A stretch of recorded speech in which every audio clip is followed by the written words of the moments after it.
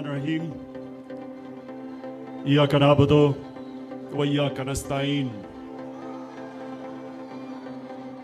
अल्लाह तेरी इबादत करते हैं और अल्लाह तेरे से ही मदद मांगते हैं। मेरे अजीम बाशऊर कश्मीरियों, नौजवानों, मेरी बहनों, बच्चों, बुजुर्गों, सबसे पहले तो इस शानदार इस्तकबाल का आप सबका मैं शुक्रिया अदा करता हूं। बहुत बहुत शुक्रिया आपका। उसके बाद मैं पहले जो ये मुखालिफ कैंपेन कर रहे हैं, मैं दो चीजों की सफाई पेश करना चाहता हूं। पहले बाकी बातों से पहले यह कहा जा रहा है कि आजाद कश्मीर को मैं सूबा बनाना चाहता हूं। ये किधर से बात आई अभी तक मुझे नहीं इसका इल्म।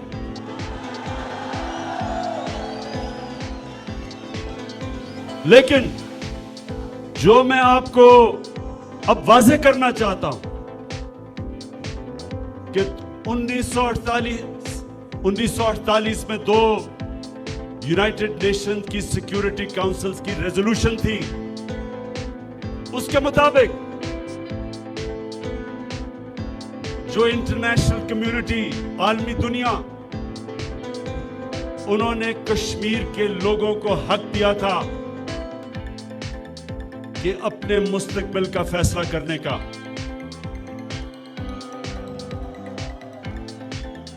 यूनाइटेड नेशंस की रेजोल्यूशन में कश्मीर के लोगों ने फैसला करना था कि क्या वो हिंदुस्तान के साथ जाएंगे या पाकिस्तान के साथ जाएंगे।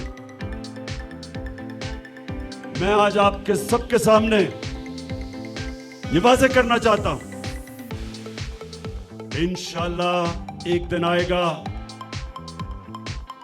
मुझे पूरा अल्लाह पे ईमान है कि जितनी कश्मीर के लोगों ने कुर्बानियां दी, ये कुर्बानियां जाया नहीं होंगी। अल्लाह ने आपको वो हक देना है। रेफरेंडम होगा इंशाअल्लाह और आप फैसला करेंगे कि हिंदुस्तान नहीं, आप पाकिस्तान के साथ जाना चाहते हैं इंशाअल्लाह। उसके बाद ये मैं आज आपको असल बात कहना आया हूं कि उसके बाद मेरी हुकूमत फिर एक रेफरेंडम करवाएगी और उस रेफरेंडम में कश्मीर के लोगों को हम कहेंगे कि आप फैसला करें कि पाकिस्तान के साथ रहना चाहते हो या आजाद होना चाहते हो।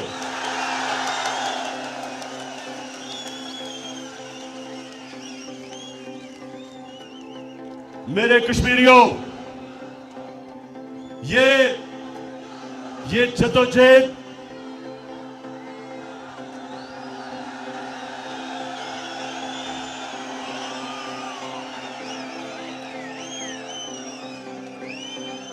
ये जो कश्मीर के लोगों ने अपनी आजादी की जदोजहद 100 साल से भी पहले शुरू की थी, डोगरा हुकूमत के खिलाफ कश्मीर के लोग बार बार खड़े हुए अपनी आजादी के लिए। ये बड़ी पुरानी जदोजहद है। तो जिस कौम ने इतनी कुर्बानियां दी हो अपनी आजादी के लिए, उस कौम को हमेशा हक मिलना चाहिए कि जो वो चाहे, जो वो कौम चाहे, ये फैसला वो कौम करेगी। ये कश्मीर के लोग फैसला करेंगे और इंशाअल्लाह एक दिन आएगा कि ये आपको मौका मिलेगा और आप खुद फैसला करेंगे। अब दूसरी चीज, अभी से ही बातचीत शुरू हो गई है कि जी इलेक्शन में धांधली होगी। नौजवानों, आप तो शायद छोटे हो, जो बुजुर्गों को पता होगा, जब मैं क्रिकेट खेलता था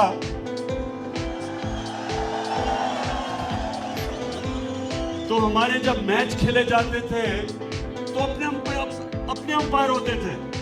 हर मुल्क अपने अंपायर खड़े करता था। तो जब भी किसी ताकतवर टीम के खिलाफ जब खेलने जा रहे होते थे तो जिन टीमों को डर होता था कि मैच जीतेंगे नहीं, वो पहले से शुरू हो जाते थे कि अंपायर हमें मैच हरा देंगे।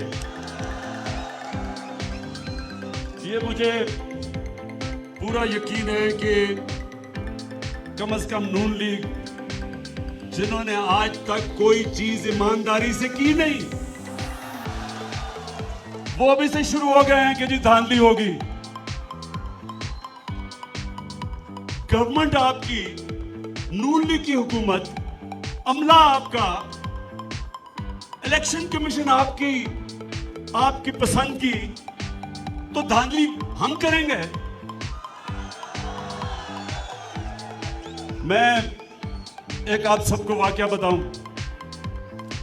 कि मैं अपनी क्रिकेट शुरू की स्कूल में और फिर जिमखाना क्लब लाहौर का एक बड़ा पुराना क्लब है। तो उधर जिधर हम क्रिकेट खेलते थे, एकदम हमें नजर आया एक बड़ा शौकीन आदमी, मोटा सा, मैच खेलने आ गया और वो जिमखाना क्लब में आ गया। उसका नाम था नवाज शरीफ। अब ये मैं आज आपको इस जलसे में सच बात बता रहा हूं।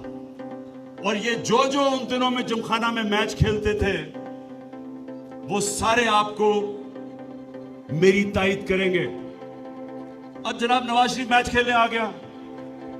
पहले तो बेचारे जिस तरह की पॉलिटिक्स की है उसी तरह की क्रिकेट थी, लेकिन ये बन गया फाइनेंस मिनिस्टर। जब फाइनेंस मिनिस्टर बना तो तब जब मैच खेलने आता था तो अपने अंपायर लेके आता था ग्राउंड में। एक अंपायर डिप्टी कमिश्नर, दूसरा अंपायर कमिश्नर। जब आउट होता था वो नो बॉल कर देते थे। तो तब से नवाज शरीफ को और नून लीग को बड़ी बुरी आदत पड़ गई है। इनके लिए अच्छी अंपायरिंग तब है जब इनके अपने अंपायर खड़े हो। और आपको यह भी पता होगा कि क्रिकेट की 200 साल तारीख में 200 साल टेस्ट क्रिकेट की तारीख है। कौन इस 200 साल तारीख में न्यूट्रल अंपायर क्रिकेट की दुनिया में लेके आया? पाकिस्तान वो मुल्क था और उसका तब कप्तान आज आपके सामने खड़ा है। हम वो मुल्क थे जिसने दुनिया में पहली दफा न्यूट्रल अंपायर लेके आए। और किसके खिलाफ? उस वक्त की नहीं, दुनिया की सबसे ताकतवर टीम थी वेस्ट इंडीज। उनको हराना तो बड़ी बात थी, इज्जत से हारना बड़ी बात थी। उनके खिलाफ वो इतनी तगड़ी टीम थी। उसके खिलाफ 1986 में पहली दफा पाकिस्तान में हमने न्यूट्रल अंपायर टेस्ट क्रिकेट में लेके आए। और आज दुनिया में, सारी दुनिया में न्यूट्रल अंपायर है। तो हम 1 साल से लगे हुए हैं कहने सारी ऑपोजिशन की जमातों को कि आओ हमारे साथ बैठ के इलेक्शन सिस्टम की इस्लाहत करो, ताकि इलेक्शन हमारे मुल्क में ऐसे हो कि जो हारे तो वो मान जाए हार। 1 साल से इनको दावत दे रहे हैं ऑपोजिशन पार्टीज को, कोई नहीं आता। हमने तजवीज दी उनको इलेक्ट्रॉनिक वोटिंग मशीन्स की। ये टेक्नोलॉजी का इस्तेमाल है। इससे क्या होता है, जैसे इलेक्शन खत्म हुआ, एक बटन दबाया और रिजल्ट आ गया। ना कोई आपको तकलीफ करनी पड़ती कि डब्बे भरे जाएंगे, ना कोई डब्बे चोरी हो जाएंगे, ना कोई डबल स्टैंप करेगा। ये टेक्नोलॉजी का ऐसा इस्तेमाल है कि एकदम रिजल्ट आ जाता है। तो हम 1 साल से लगे हुए हैं, सुनते नहीं बात। और जब इलेक्शन आने लगा तो आप कहते हैं कि जी धांधली होगी। देखें, मेरे पाकिस्तानियों, मेरे कश्मीरियों, इस कौम ने एक अजीम कौम बनना इंशाअल्लाह। ये मुतमईन हो जाए कि इस कौम में जो अल्लाह ने सलाहियतें दी हैं, जो इस मुल्क को नेमतें दी हैं। अब मैं ये आपका सारा इलाका आधा घंटा गाड़ी में आ रहा था। इस इलाके में अगर हम सिर्फ थोड़ी मेहनत कर लें तो जिस तरह का टूरिज्म से यहां पैसा आ सकता है, जो रोजगार मिल सकता है, खूबसूरत इलाका है। हम जब 2013 में पहली दफा तहरीक इंसाफ की हुकूमत आई पख्तूनख्वा में, पख्तूनख्वा तबाह हो चुका था।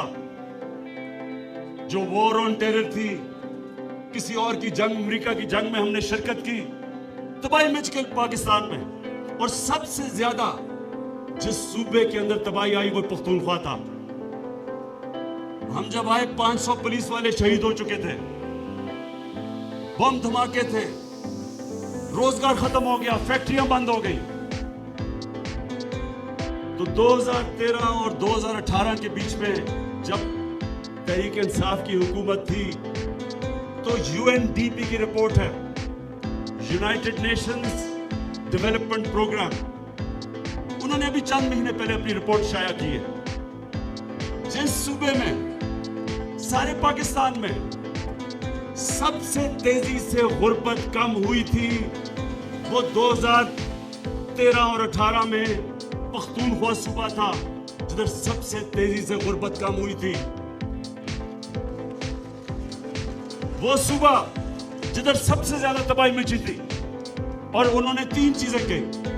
एक, कि गुर्बत सबसे उस सूबे में कम हुई तेजी से। दूसरा, अमीर गरीब में फर्क कम हुआ, यानी कि नीचे से लोग ऊपर आ गए। और तीसरी चीज कि ह्यूमन डेवलपमेंट, इंसानों के ऊपर जिस सूबे ने सबसे ज्यादा खर्च किया, ह्यूमन डेवलपमेंट जो सबसे ऊपर गई वो पख्तूनख्वा की थी। इसलिए पख्तूनख्वा के लोगों ने 2013 में तो कोalition गवर्नमेंट थी, 2018 में 2/3 अक्सरियत से उन्होंने तहरीक इंसाफ को जिताया। वो सूबा जो एक बार के बाद दूसरी दफा वोट नहीं देता किसी पार्टी को, उसने 2/3 अक्सरियत से जिताया। तो आजाद कश्मीर के लोगों, मेरी सबसे पहले कोशिश होगी कि मैं आजाद कश्मीर में गुर्बत कम करूं, लोगों को गुर्बत से निकालें। और हमने जो प्रोग्राम किया, एहसास का प्रोग्राम, अभी फहीम ने आपको बताया भी कि एहसास का प्रोग्राम ये इस मुल्क की तारीख का सबसे बड़ा प्रोग्राम है गुर्बत कम करने का। इंशाअल्लाह 2 प्रोग्राम हमारे चलेंगे। एक एहसास का प्रोग्राम जिसके अंदर इंशाअल्लाह दिसंबर तक जो 40% निचला तबका इस मुल्क का, पाकिस्तान का और आजाद कश्मीर का, इनको हम सब्सिडाइज करेंगे खाने पीने की चीजों में, दाल, आटा, घी, चीनी, जो आम आदमी की खाने पीने की चीजें हैं। इंशाल्लाह सॉफ्टवेयर डेवलप कर रहे हैं, डेटा बन गया है, डेटाबेस बना लिया हमने।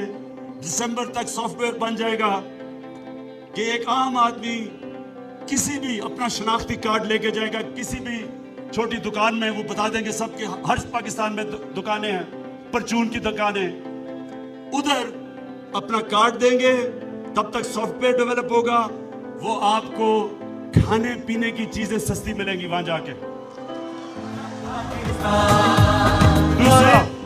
दूसरा कामयाब पाकिस्तान, ये एक और प्रोग्राम है। इसमें क्या होगा, इसमें 40% जो निचले खानदान है, गरीब खानदान, हर खानदान के एक फर्द को टेक्निकल एजुकेशन मिलेगी, उस खानदान को हेल्थ कार्ड मिलेगा। हेल्थ कार्ड का मतलब हेल्थ इंश्योरेंस, यानी सारे खानदान के पास 10 लाख रुपए की हेल्थ इंश्योरेंस होगी, कहीं भी जाके अपना इलाज करवा सको। तीसरी चीज, उस खानदान में एक फर्द को सूद के बगैर कर्जा दिया जाएगा कि अपनी दुकान खोले, अपनी टूरिज्म डेवलप करे, कुछ भी। एक फर्द को कर्जा दिया जाएगा, एक फर्द को टेक्निकल एजुकेशन, ताकि वो हुनर सीख सके, वो कमाई कर सके। तो ये 500 अरब रुपया हमने इस प्रोग्राम के लिए, कामयाब पाकिस्तान के लिए दिया है। वो शुरू हो जाएगा इंशाल्लाह हमारा महीने तक। और आखिर में मेरे कश्मीर के लोगों, ये याद रख लें कि पिछले 10 सालों दोनों हुकूमतों को देख लें और ये हमारा दौर देख लें। अभी 3 साल पूरे नहीं हुए। क्या 10 सालों में सारी दुनिया में कश्मीर का किसी ने नाम लिया? क्या यूनाइटेड नेशन में जाके किसी ने तकरीर की? क्या किसी ने बाहर इंटरव्यू दिया? वो तो बड़ी दूर की बात है। वहां जनाब नरेंद्र मोदी को शादियों पे बुलाया जा रहा है, वो पाकिस्तान को बुरा भला कह रहा है, वो कश्मीर के लोगों के ऊपर 9 बच्चों को पैलेट गन से अंधा कर रहा है, तशद्दुद कर रहा है, और यहां जनाब शादियों पे बुलाया जा रहा है।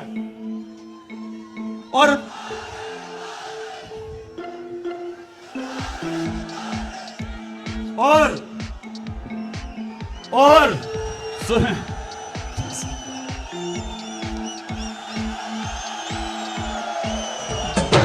साफ चली पढ़ने से तुम कमजोर हो गए हो काफी। अच्छा सुने, मिलते करके शादी पे बुलाया है कि मोदी साहब मेरे घर आ जाओ, बड़ी रौनक होगी आपके आने से। वो पाकिस्तानियों के ऊपर तशद्दुद कर रहा है।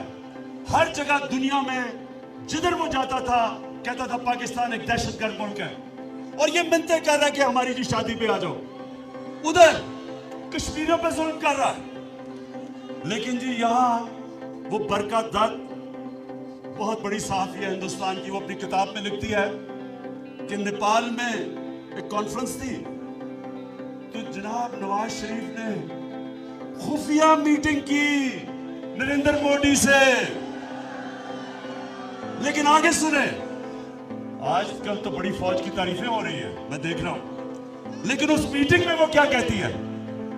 उस मीटिंग में कहती है वो बरकत कि नवाज शरीफ ने खुफिया मीटिंग इसलिए की कि अपनी फौज से, पाकिस्तानी फौज से डरा हुआ था। फिर हिंदुस्तान जाता है, वह हुर्रियत कश्मीरी लीडर से नहीं मिलता कि मोदी साहब नाराज ना हो जाएं। तो इन लोगों ने ये जरा पीछे जब आपसे तकरीरें करते हैं यहां, इनसे पूछे तो सही कि अपने 5 साल में आपने क्या किया। और उधर तो पूछे नाना वो जरदारी का, जरदारी को पैसे गिनने में वक्त मिलता तो वो कश्मीर की बात करता। इसलिए इंशाल्लाह आपकी आवाज आपके लिए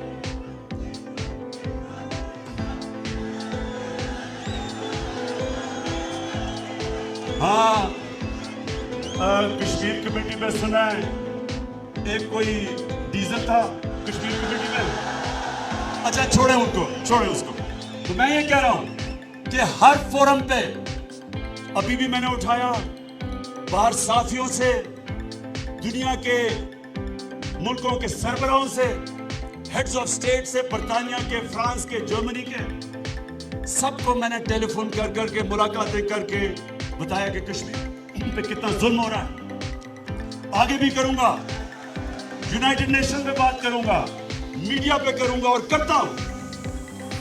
सिर्फ दुनिया को यह बताने के लिए कि जो कुर्बानी हमारे कश्मीर के लोग दे रहे हैं, हमेशा पाकिस्तान कौम उनके साथ होगी।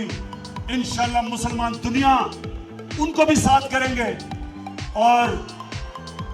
और मैं आज खास तौर पे, एक तो अली गिलानी जो इस वक्त जेल में है, मकबूजा कश्मीर में, उनको आज सलाम पेश करना चाहता हूं, उनकी जद्दोजहद को। और दूसरा, यासीन मलिक,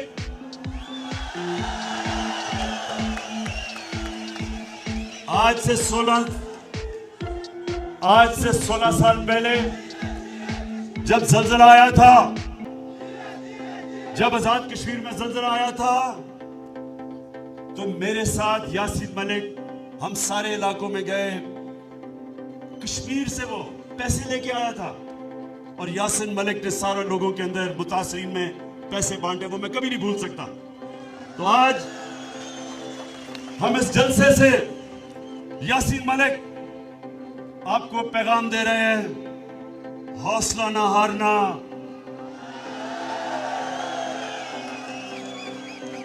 अल्लाह कुरान में कहता है, ईमान वाले लोगों के लिए जो सब्र करते हैं मुश्किल वक्त में, सबसे अल्लाह को जो इंसान में अच्छी, उसके किरदार में जो सबसे अच्छी सिफ्त लगती है, मुश्किल वक्त पे सब्र करना। यासीन मलिक, थोड़ा और सब्र करो, क्योंकि ईमान वाले लोगों के लिए अल्लाह का एक वादा है। कुरान में वो कहता है, हर मुश्किल के बाद मैं आसानी पैदा करता हूं। इंशाल्लाह आसानी आने वाली है, इंशाल्लाह आसानियां आने वाली हैं। और फिर से सारी कौम आपके साथ खड़ी है, पाकिस्तान और कश्मीर की कौम दुआएं कर रही है आपके लिए, कश्मीर के लोगों के लिए। और हमारा ये ईमान है कि आपको वो हक मिलेगा जिसके लिए इतनी कुर्बानियां आपकी कौम ने दी, और हक ये कि आप खुद फैसला करेंगे अपने मुस्तकबिल का। जिंदाबाद कश्मीर।